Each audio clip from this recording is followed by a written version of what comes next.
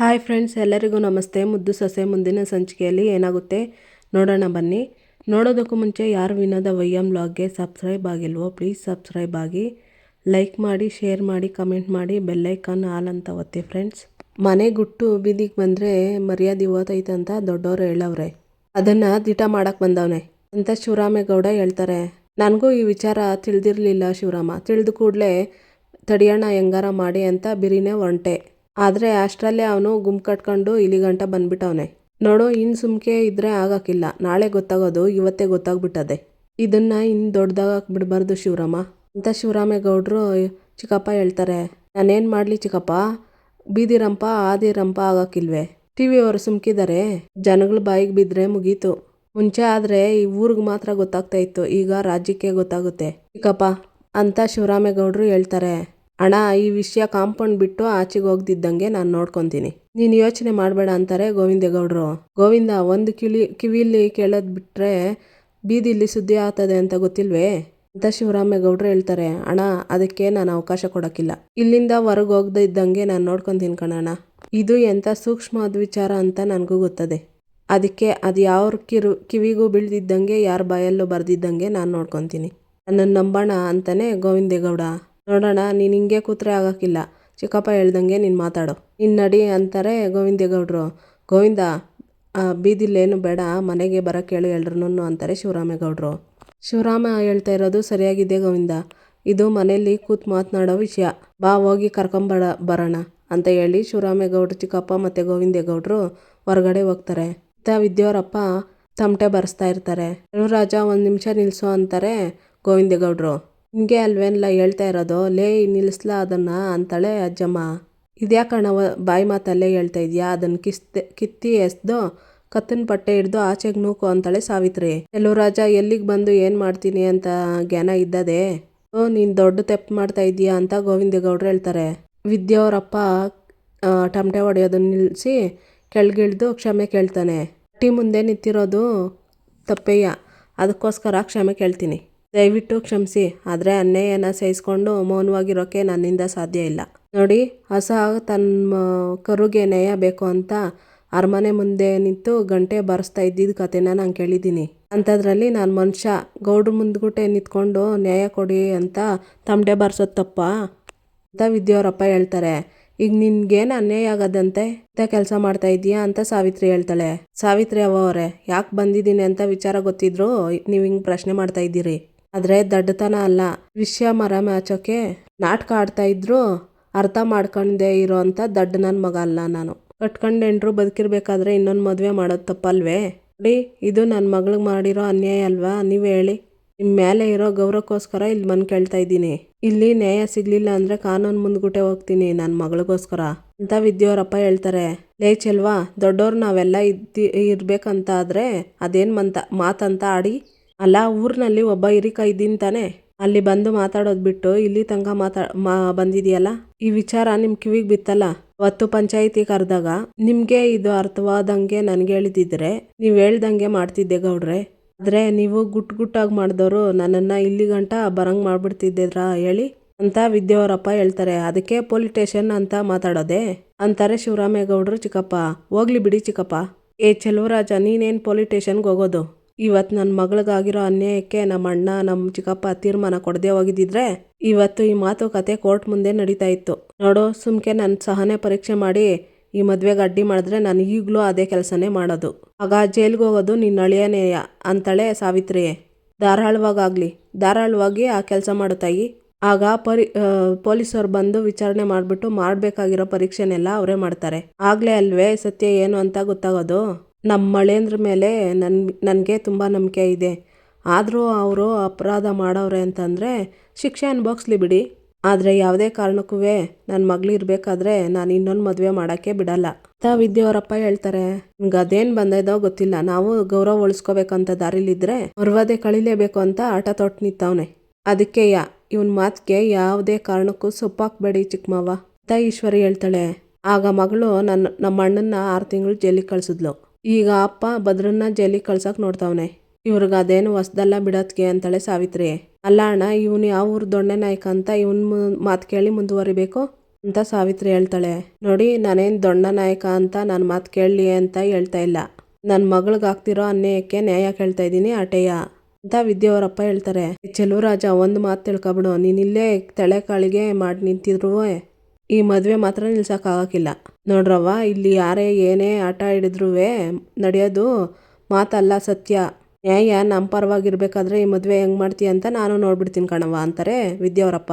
ನಡ್ಸಿದ್ರೆ ಅದೇನು ಮಾಡಿ ಅಂತಾಳೆ ಸಾವಿತ್ರಿ. ಆ ಪ್ರಯತ್ನ ಮಾಡು ತಾಯಿ, ಗೊತ್ತಾದದೆ ಅಂತ ವಿದ್ಯಾವರಪ್ಪ ಹೇಳ್ತಾರೆ. ಏನೋ ನಮ್ಮ ಅಣ್ಣ ಚಿಕ್ಕಪ್ಪನ ಮುಂದೆ ನಿಂತ್ಕೊಂಡು ಸವಾಲಾಗ್ತಾ ಇದೆಯಾ ಅಂತ ಕೇಳ್ತಾಳೆ ಸಾವಿತ್ರಿ. ನೋಡೇ ಬಿಡೋಣ, ಅದೇನಾಗ್ತೈತೋ ಆಗ್ಲಿ ಅಂತಾಳೆ ಸಾವಿತ್ರಿ. ನೋಡಿ, ಇದು ಸವಾಲಿನ ಪ್ರಶ್ನೆ ಅಲ್ಲ ಅಂತ ಸಾವಿತ್ರಿಗೂ ವಿದ್ಯಾವರಪ್ಪನಿಗೂ ವಾದ ನಡೀತಾನೆ ಇರುತ್ತೆ. ಏನವ್ವ ಇವರು ಕೋಳಿ ಜಗಳ ಆಡ್ದಂಗೆ ಆಡ್ತಾವ್ರೆ ಅಂತಾಳೆ ಚಿತ್ರ. ಆಡ್ಲಿ ಬಿಡೆ, ಇಬ್ರು ಛತ್ರಿಗಳೇ, ಜಗಳ ಆಡ್ಕೊಂಡ್ಲಿ, ಲಾಭ ಮಾತ್ರ ನಾವು ಮಾಡ್ಕೊಳ್ಳೋಣ ಅಂತಾಳೆ ಈಶ್ವರಿ. ನಮ್ಗೇನು ಲಾಭನವ್ವ ಅಂತಾಳೆ ಚಿತ್ರ. ಎಲ್ಲಾನು ನಿನ್ಗೆ ಹೇಳ್ಬಿಡ್ಬೇಕಾ ಇಲ್ಲೇ? ನಿನ್ಗೆ ಇಷ್ಟೊಂದು ಬುದ್ಧಿವಂತೆ ಆಗಿದ್ದಿದ್ರೆ ನನ್ನ ಜೊತೆ ಯಾಕೆ ನಿಂತ್ಕೊಂತ ಇದ್ದೆ? ಮುಂದೆ ನಿಂತ್ಕೊ ಅಂತಾಳೆ ಈಶ್ವರಿ. ಇಬ್ರು ಹೊಸಿ ಸುಮ್ಕೆ ಇರ್ತೀರಾ ಅಂತಾರೆ ಶಿವರಾಮೇಗೌಡ್ರು ಚಿಕ್ಕಪ್ಪ. ಇದು ಬೀದಿಲಿ ನಿಂತು ಮಾತಾಡೋ ವಿಚಾರ ಅಲ್ಲ, ಒಳಕ್ಕೆ ಕುತ್ಕೊಂಡು ಮಾತಾಡುವ, ಎಲ್ರೂ ಒಳಕ್ಕೆ ಬನ್ನಿ ಅಂತ ಅಂದ್ಬಿಟ್ಟು ಶಿವರಾಮೇಗೌಡ್ರು ಚಿಕ್ಕಪ್ಪ ಒಳಗಡೆ ಕರ್ಕೊಂಡೋಗ್ತಾರೆ. ಎಲ್ರೂ ಒಳಗಡೆ ಬಂದು ನಿಂತ್ಕೊತಾರೆ. ಚಿಕ್ಕಪ್ಪ, ಇನ್ನು ನೀವು ಸುಮ್ಕೆ ಕೂತಿದ್ರೆ ಆಗೋಕ್ಕಿಲ್ಲ, ಅದೇನು ಮಾತಾಡಬೇಕೋ ಮಾತಾಡಿ ಅಂತಾರೆ ಗೋವಿಂದೇಗೌಡರು. ಭದ್ರನಿಂದ ವಿನಂತಿಗೆ ಅನ್ಯಾಯ ಆಗಿದೆ, ಅವಳಿಗೆ ನ್ಯಾಯ ಕೊಡಿಸ್ಬೇಕು ಅಂತ ನಾವೆಲ್ಲ ಯೋಚನೆ ಮಾಡಿ ನಿರ್ಧಾರ ತಗೊಂಡಿದ್ದು ದಿಟ. ಆದರೆ ಈಗ ಚೆಲುವರಾಜ ಅಂತಾರೆ ಶಿವರಾಮೇಗೌಡರು ಚಿಕ್ಕಪ್ಪ. ಆದರೆ ಇವನು ಬಂದವನೇ ಅಂತ ತೀರ್ಮಾನ ಬದಲಾಯಿಸೋಕ್ಕಾಗ್ತಾ ಇದೆ ಚಿಕ್ಕಪ್ಪ ಅಂತಾಳೆ ಸಾವಿತ್ರಿ, ನಾನು ಮಾತು ಮುಗಿಸೋ ಗಂಟ ನೀನು ಮಧ್ಯದಲ್ಲಿ ಮಾತಾಡಬೇಡ, ಸುಮ್ಮನೆ ನಿಂತ್ಕೋ ಅಂತ ಶಿವರಾಮೇಗೌಡರು ಚಿಕ್ಕಪ್ಪ ಹೇಳ್ತಾರೆ. ಹಂಗಂದ್ರೆ ಹೆಂಗೆ ಚಿಕ್ಕಪ್ಪ? ಅನ್ಯಾಯ ಆಗಿರೋದು ನನ್ನ ಮಗಳಿಗೆ ಅಂತಾಳೆ ಸಾವಿತ್ರಿ. ನಿನ್ನ ಮಗಳಿಗೆ ಅನ್ಯಾಯ ಆಗಿದೆ ಅಂತ ನೀನು ನ್ಯಾಯ ಕೇಳ್ದಂಗೆ ಚೆಲುವ ಅವಳ ಮಗಳಿಗೂ ಅನ್ಯಾಯ ಆಗಿದೆ ಅಂತ ಅವನು ನ್ಯಾಯ ಕೇಳ್ತಾವನೆ. ಅಂದಮೇಲೆ ಅದನ್ನು ಮಾತನಾಡಿ ಬಗೆಹರಿಸ್ಬೇಕು. ಅವಳಿಗೆ ಅನ್ಯಾಯ ಆಗದಿದ್ದಂಗೆ ದಾರಿ ನೋಡಬೇಕು ಇರು ಅಂತ ಶಿವರಾಮೇಗೌಡರು ಚಿಕ್ಕಪ್ಪ ಹೇಳ್ತಾರೆ. ಆದರೆ ಚಿಕ್ಕಪ್ಪ ಅಂತಾಳೆ ಸಾವಿತ್ರಿ, ಚಿಕ್ಕಪ್ಪ ಮಾತಾಡ್ತಾವ್ರೆ ತಾನೆ, ಅವ್ರೇನು ಹೇಳ್ತಾರೆ ಅಂತ ಒಸಿ ಕೇಳಿಸ್ಕೊ ಅಂತ ಗೋವಿಂದೇಗೌಡರು ಹೇಳ್ತಾರೆ. ಅಲ್ವಾ, ಇಲ್ಲಿ ತಪ್ಪಾಗಿರೋದಕ್ಕೆ ಆ ಮಗಳಿಗೆ ಅನ್ಯಾಯ ಆಗಬಾರ್ದು ಅಂತ ನಾವು ಈ ತೀರ್ಮಾನಕ್ಕೆ ಬಂದಿರೋದು ಅಂತ ಶಿವರಾಮೇಗೌಡರು ಚಿಕ್ಕಪ್ಪ ಕೇಳ್ತಾರೆ. ಅಲ್ವಾ, ಹೇಳ್ತಾ ಇರೋದು ನ್ಯಾಯ ಐತೆ. ಕಾನೂನು ಪ್ರಕಾರ ಒಬ್ಬ ಹೆಂಡ್ರು ಬದುಕಿರುವಾಗ ಇನ್ನೊಬ್ಬರನ್ನ ಮದುವೆ ಮಾಡೋದು ಕಾನೂನು ಪ್ರಕಾರ ಅಪರಾಧ ತಾನೆ ಅಂತ ಚೆಲುವನ ಕಡೆಯವರು ಮಾತಾಡ್ತಾರೆ. ಶಿವರಾಮ ಇವ್ರನ್ನ ಮಾತನ್ನ ಗಾಳಿಗೆ ತೂರಕ್ಕಾಗಕ್ಕಿಲ್ಲ. ಈಗ ಭದ್ರನಿಂದ ವಿನಂತಿಗೂ ಅನ್ಯಾಯ ಆಗಿದೆ, ಅವಳಿಗೂ ನ್ಯಾಯ ಸಿಗಬೇಕು. ಹಂಗೇನೆ ಚೆಲುವ ಮತ್ತೆ ವಿದ್ಯಾ ಒಪ್ಕೊಂಡಿದ್ದಿದ್ರೆ ಈ ಪ್ರಶ್ನೆ ಬರ್ತಾನೆ ಇರಲಿಲ್ಲ. ಅದಕ್ಕೆ ವಿರೋಧ ಮಾಡ್ತಿರೋ ಇವರು ನ್ಯಾಯ ಹೇಳೋ ನೀನು ಕಾನೂನು ಮುರಿದ್ರೆ ದೊಡ್ಡ ಅಪರಾಧ ಆಗ್ತದೆ. ಅದಕ್ಕೆ ನಾವೇನಾದರೂ ಪರಿಹಾರ ಕಂಡಿಡ್ಕೋಬೇಕು ಅಂತ ಶಿವರಾಮೇಗೌಡರು ಚಿಕ್ಕಪ್ಪ ಹೇಳ್ತಾರೆ. ಹೌದು ಗೌಡ್ರೆ, ನಿಮ್ಮ ಮಾತೆ ತೀರ್ಪು ಅಂತ ಸುತ್ತಳ್ಳಿ ಜನ ನಂಬ್ತೀವಿ. ನೀವೇ ಇಂಥ ತಪ್ಪು ನಿರ್ಧಾರ ತಗೊಂಡ್ರೆ ಹೆಂಗೆ ಹೇಳಿ ಅಂತಾರೆ ಚೆಲುವನ ಕಡೆಯವರು. ನ್ಯಾಯಕ್ಕೆ ಜನ ಯಾರ ಮನೆ ಬಾಕಲು ತುಳಿಬೇಕು ಅಂತ ಚೆಲುವನ ಕಡೆಯವರು ಕೇಳ್ತಿರ್ತಾರೆ. ಶಿವರಾಮ, ಈ ವಿಚಾರ ಕೇಸು ಕೋರ್ಟು ಅಂತ ದೊಡ್ಡ ವಿಚಾರ ಆದ್ರೆ ಕಷ್ಟ, ಅದಕ್ಕೆ ನಾವು ಅವಕಾಶ ಮಾಡಿಕೊಡ್ಬಾರ್ದು, ನಿನಗೆ ಕೆಟ್ಟ ಹೆಸರು ಅಂತ ಶಿವರಾಮೇಗೌಡರು ಚಿಕ್ಕಪ್ಪ ಹೇಳ್ತಿರ್ತಾರೆ. ಇತ್ತ ವಿನಂತಿ ಸಾವಿತ್ರಿಗೆ ಸನ್ನೆ ಮಾಡ್ತಿರ್ತಾಳೆ ಮಾತಾಡು ಅಂತ. ನೋಡೋಣ, ನಿನ್ ತೀರ್ಮಾನ ತಗೊಳಕ್ ಮುಂಚೆ ಒಂದ್ ಹೇಳ್ತೀನಿ, ಕೇಳಿಸ್ಕೊಬಿಡು. ಯಾವ್ದಾದ್ರೂ ದಯಾ ದಾಕ್ಷಿಣ್ಯಕ್ಕೆ ತಗೊಂಡಿರೋ ತೀರ್ಮಾನ ಬದಲಾಯಿಸ್ತೀನಿ ಅಂತಂದ್ರೆ ಅದರಿಂದ ಏನಾಗ್ತದೆ ಅಂತ ಮನಸ್ಸಿನಲ್ಲಿ ಇರಲಿ ಅಂತಾಳೆ ಸಾವಿತ್ರಿ. ಶಿವರಾಮೇಗೌಡರು ವಿನಂತಿ ಅಡ್ಡ ನಿಂತಿದ್ದು ರೋಡಲ್ಲಿ ಟೆಂಪೋಗೆ ಅದನ್ನ ನೆನ್ಸ್ಕೊಳ್ತಿರ್ತಾರೆ. ನಿಮಿಷ ಬಂದೆ ಅಂತ ಹೊರಟೋಗ್ತಾರೆ ಶಿವರಾಮೇಗೌಡರು. ಏನ್ಲ ಇದು ದೊಡ್ಡಪ್ಪ ಹಿಂಗೆ ಎದ್ದು ಹೊಂಟೋದ್ರು, ಅದೇನು ತೀರ್ಮಾನ ಮಾಡ್ತಾರೋ ಏನೋ ಅಂತಾಳೆ ಚಿತ್ರ. ತೀರ್ಮಾನ ಏನೇ ಮಾಡಲಿ ಚಿತ್ರಕ್ಕ, ಆದರೆ ಈ ಚೆಲುವ ಮಾಡಿರೋ ಕೆಲಸದಿಂದ 3 ಅಡಿ ವಿರುದ್ಧ ಸೇಡ್ ತೀರ್ಸ್ಕೊಳಕ್ಕೆ ಅವಕಾಶ ಸಿಕ್ಕದೆ ಅಂತ ಕಾಯ್ತಾವಳೆ ಅವ್ವ ಅಂತ ಸುಭಾಷ ಹೇಳ್ತಾನೆ. ಶಿವರಾಮೇಗೌಡರು ಕೆಲವೊಂದಷ್ಟು ಪತ್ರಗಳನ್ನ ತಂದಿಟ್ಟು, ನೋಡ್ರಪ್ಪ, ಆಗಿರೋದ್ರ ಬಗ್ಗೆ ನನಗೆ ಮಾತಾಡೋಕ್ಕೆ ಇಷ್ಟ ಇಲ್ಲ, ನಾನು ಅದ್ರ ಬಗ್ಗೆ ಮಾತಾಡೋಕ್ಕೂ ಇಲ್ಲ. ನಮ್ಮ ಮಟ್ಟಿ ಒಳಗಡೆ ನನ್ನ ಮಗನಿಂದ ನನ್ನ ತಂಗಿ ಮಗಳಿಗೆ ಆಗಿರೋ ಅನ್ಯಾಯ ದಿಟ, ಅದಕ್ಕೆ ನಾನೇ ಸಾಕ್ಷಿಯ ಆಗಿವ್ನಿ. ಭದ್ರನ್ಗೂ ವಿನಂತಿಗೂ ಮದುವೆ ಮಾಡಬೇಕು ಅಂತ ಅಂದ್ಕೊಂಡಿರೋದು ಅನ್ಯಾಯ ಆಗಿರೋ ಹುಡುಗಿಗೆ ನ್ಯಾಯ ಸಿಗಲಿ ಅಂತ ಹೊರತು ಇನ್ನೊಂದು ಹೆಣ್ಣಿಗೆ ಅನ್ಯಾಯ ಮಾಡಬೇಕು ಅಂತಲ್ಲ. ನಿಮ್ಮ ಉದ್ದೇಶ ಹಂಗೆ ಅನ್ಯಾಯ ಆಗದೆ ಇರ್ಬೋದು ಗೌಡ್ರೆ, ಆದರೆ ಈ ವಿಷಯದಿಂದ ವಿದ್ಯೆಗೆ ಅನ್ಯಾಯ ಆಗ್ತಿರೋದು ದಿಟ ಅಲ್ವಾ ಅಂತ ಚೆಲುವರಾಜನ ಕಡೆಯವರು ಹೇಳ್ತಾರೆ. ನಿಮ್ಮ ಮಾತನ್ನು ನಾನು ಒಪ್ತೀನಿ. ಹಂಗನ್ಬಿಟ್ಟು ಈ ಮದುವೆ ಮಾಡದೆ ಹೋದ್ರೆ ಇನ್ನೊಂದು ಅನಾಹುತಕ್ಕೆ ದಾರಿ ಮಾಡಿಕೊಟ್ಟಂಗೆ ಆಗ್ತೈತೆ. ಹಂಗೆ ಮದುವೆ ಮಾಡ್ತೀನಿ ಅಂತಂದರೆ ಚೆಲುವರಾಜ ಕಾನೂನು ಹೋರಾಟ ಮಾಡ್ತೀನಿ ಅಂತವನೆ. ಅಂದ್ಮ್ಯಾಕೆ ಮುಂದಕ್ಕೆ ಸಮಸ್ಯೆ ಆಗದಿದ್ದಂಗೆ ವಿನಂತಿಗೆ ಅನ್ಯಾಯ ಆಗಿರೋದಕ್ಕೆ ನ್ಯಾಯ ತೀರ್ಮಾನ ಮಾಡೋದಕ್ಕೆ ನಾನೊಂದು ತೀರ್ಮಾನ ಮಾಡಿದ್ದೀನಿ ಅಂತ ಶಿವರಾಮೇಗೌಡರು ಹೇಳ್ತಾರೆ. ಅದೇನು ತೀರ್ಮಾನ ಮಾಡಿದ್ದೀಯಾ ಅಂತ ಎಲ್ರ ಮುಂದ್ಗುಟ್ಟೆ ಹೇಳ್ಬಿಡು ಶಿವರಾಮ ಅಂತ ಶಿವರಾಮ ಗೌಡ್ರು ಚಿಕ್ಕಪ್ಪ ಹೇಳ್ತಾರೆ. ಇದು ನನ್ನ ಆಸ್ತಿಯಲ್ಲಿ ಅರ್ಧ ಭಾಗದ ಪತ್ರಗಳಿದ್ದಾವೆ. ಇದನ್ನ ವಿದ್ಯಾ ಮತ್ತೆ ನಾಳೆ ಅವಳಿಗುಟ್ಟೋ ಮಗನ ಹೆಸ್ರಿಗೆ ಎಲ್ಲ ಬರೀತೀನಿ. ಯಾಕಂದರೆ ಭದ್ರನ ಕೂಟೆ ನನ್ನ ತಂಗಿ ಮಗಳ ಮದುವೆ ಮಾಡಿ ಅವಳಿಗೆ ಅನ್ಯಾಯ ಆಗಬಾರ್ದು ಅಂತ ಕಾರಣಕ್ಕೋಸ್ಕರ ಅಂತ ಶಿವರಾಮೇಗೌಡರು ಹೇಳ್ತಾರೆ. ಅಯ್ಯೋ ಇವನ್ ಮನೆ ಕಾಯುವಾಗೋಗ ಅರ್ಧ ಆಸ್ತಿನೇ ಕೊಡ್ತೀನಿ ಅಂತ ಹೇಳ್ತವನಲ್ಲಪ್ಪ, ಬರಬಾರ್ದೇನು ಬಂದಿರೋದು ಇವನಿಗೆ ಅಂತ ಈಶ್ವರಿ ಮನಸ್ಸಲ್ಲಿ ಬೈಕೊಂತಿರ್ತಾಳೆ. ಈಗ ವಿದ್ಯಾ ತನ್ನ ಗಂಡನಿಂದ ಇನ್ನೊಂದು ಹೆಣ್ಣಿಗೆ ಅನ್ಯಾಯ ಆಗೈತೆ ಅಂತ ಒಪ್ಕೊಂಡು ಅವರಿಬ್ರು ಮದುವೆಗೆ ಒಪ್ಪಿಗೆ ಕೊಟ್ಟು ಈ ಹಟ್ಟಿಲಿ ಮೊದಲನೇ ಹೆಂಡ್ರಾಗಿ ಬದುಕ್ಬೋದು.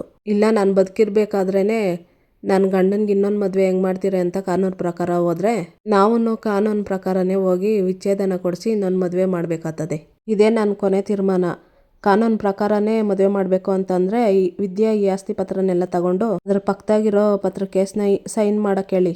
ಆ ಕ್ಷಣದಿಂದಲೇ ಡೈವರ್ಸ್ ಕೊಡೋಕೆ ಏನಾಗಬೇಕೋ ಅದೆಲ್ಲ ಶುರುವಾಗ್ತದೆ. ಅದೇನು ತೀರ್ಮಾನ ಮಾಡೋರು ನೀವೇ ಕೇಳ್ಬಿಡಿ ಅಂತಾರೆ ಶಿವರಾಮೇಗೌಡರು.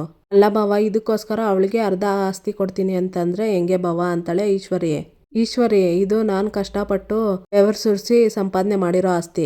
ಯಾರಿಗೆ ಬೇಕಾದರೂ ಕೊಡ್ತೀನಿ. ಅದನ್ನು ಪ್ರಶ್ನೆ ಮಾಡೋ ಅಧಿಕಾರ ಇಲ್ಲಿ ಯಾರಿಗೂ ಇಲ್ಲ. ಈ ಹಟ್ಟಿಗೆ ಏನು ಮಾಡಿದ್ರೆ ಒಳ್ಳೇದಾಗ್ತದೆ, ಏನು ಮಾಡಿದ್ರೆ ಕೆಟ್ಟಿದ್ದಾಗ್ತದೆ ಅಂತ ಈ ತೀರ್ಮಾನ ತಗೊಂಡಿದ್ದೀನಿ. ನೀನು ಸುಮ್ಕೆ ನಿತ್ಕೋ ಅಂತಾರೆ ಶಿವರಾಮೇಗೌಡರು. ಅದಕ್ಕೆ ಅಣ್ಣ ಹೇಳ್ತಾ ಇರೋದು ಸರಿಯಾಗೇ ಇದೆಯಲ್ಲ, ನಿನ್ಗೇನು ಗೊತ್ತಾಗಕ್ಕಿಲ್ಲ, ಸುಮ್ಕೆ ನಿತ್ಕೊಬಿಡು ಅಂತಾಳೆ ಸಾವಿತ್ರಿ.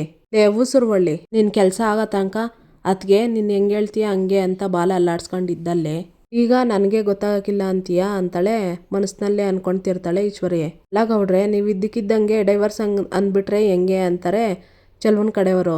ಈ ಸಮಸ್ಯೆಗೆ ಇವೆರಡು ಪರಿಹಾರ ಬಿಟ್ಟು ಬೇರೆ ಏನು ಪರಿಹಾರ ಆಯಿತೋ ನನಗೆ ತಿಳಿತಾ ಇಲ್ಲ, ಯಾವುದಾದ್ರೂ ಇದ್ರೆ ನೀವು ತಿಳಿಸಿ ಅಂತ ಶಿವರಾಮೇಗೌಡರು ಹೇಳ್ತಾರೆ.